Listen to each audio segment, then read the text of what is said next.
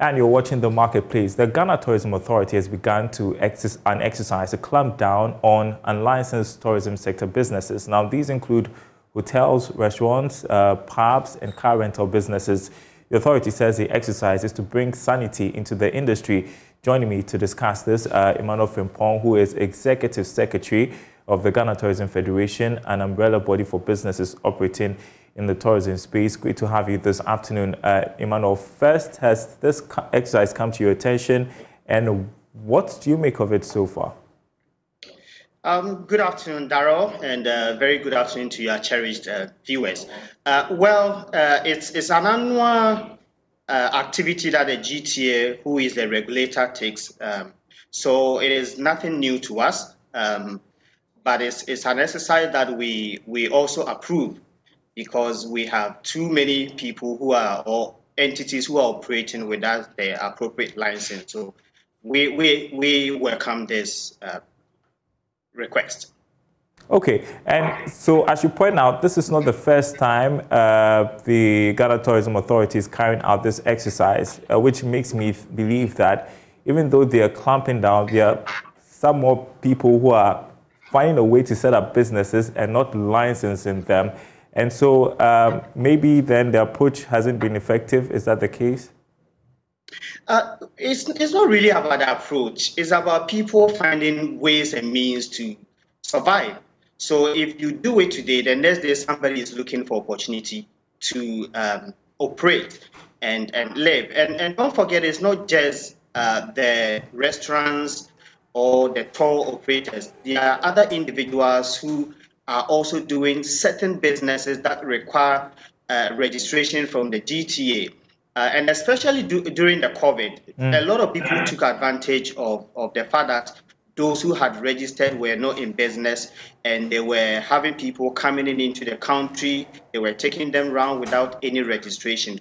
So now that we've opened up, it affords us the opportunity to get them on board, not necessarily closing their businesses down, but to regularize whatever they are doing, to get them to register with authority and to even register with the Registrar General to regularize every activity that they are doing.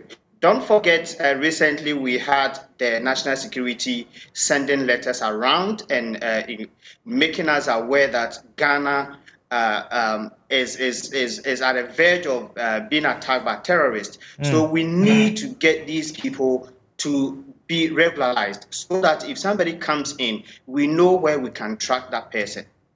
And this exercise to regularize the operations, I'm just wondering, is it the case that the businesses don't know what they have to do? And shouldn't that be the emphasis now? I'm just wondering, in this space, there are not so many businesses, and we are trying to promote a domestic tourism agenda. Genuinely, some of them don't know what to do. Because I have encountered a few that you ask them and say, oh, we didn't know we have to register, because the person has his laptop or phone, and he's saying that if you come to Ghana, if you want to come to Ghana, come, I'll take you to this site or that site. And somebody pays the person comes into the country, they take him or her to a site, takes their money, they're gone. And some of them have been operating for years, so they don't even know that they have to register. And there is also another part of it where by regulation, you are required, if you are a tour operator, you are required to have an office before you operate. And we live in a situation, in an environment that now people don't really need a physical office to register their businesses. So this is another leg that the regulator has to look at it. How do we get people who don't really want to have an office to regularize their businesses and operate? If we are going to use a physical office as one of the requirements for somebody to register, then we are not going to get a lot of these young people who are into some aspect of tourism to register their business, because they don't have a physical office. So there has to be a way around to get some of these ones registered and regularized. Stuff, and I agree. I mean, we want to promote our tourism industry. We want to set the high standards so that when people come, they can have that.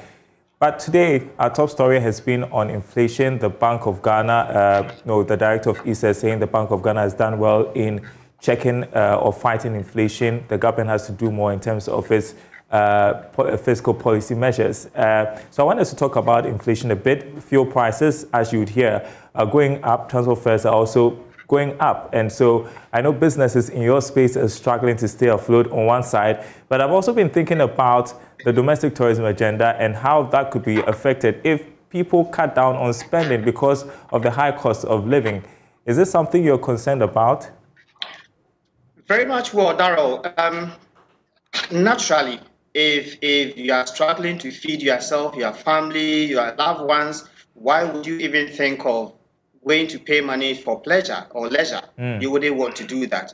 So, and when it becomes expensive to travel from one end to another, then obviously you don't want to do that. You are looking for opportunities to cut costs so that you can take care of your family. So it's really a concern to us. And for the tourism and hospitality sector, you realize that most of our activities, we have people coming from other countries or people moving from one end to another. And we also depend so much on fuel.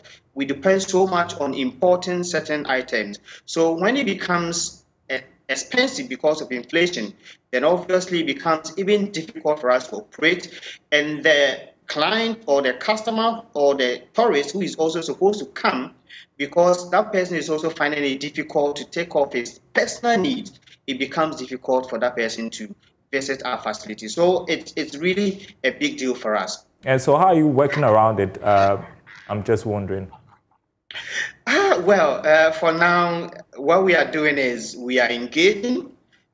We are looking at the opportunity to see how best most of the things that are imported, we can get them locally, and also the possibility of reducing our rate so that people can still visit. And then we are also looking for opportunity to engage the government to see what are the government's plans for the tourism and hospitality sector. So far, we haven't heard anything from the government as far as our sector is concerned as what they are doing to support the sector. Well, I had a few friends tell me that when they go out, for instance, Friday night to share some drinks, you usually wouldn't calculate, but now when they go, they have to calculate to ensure that they are within budget.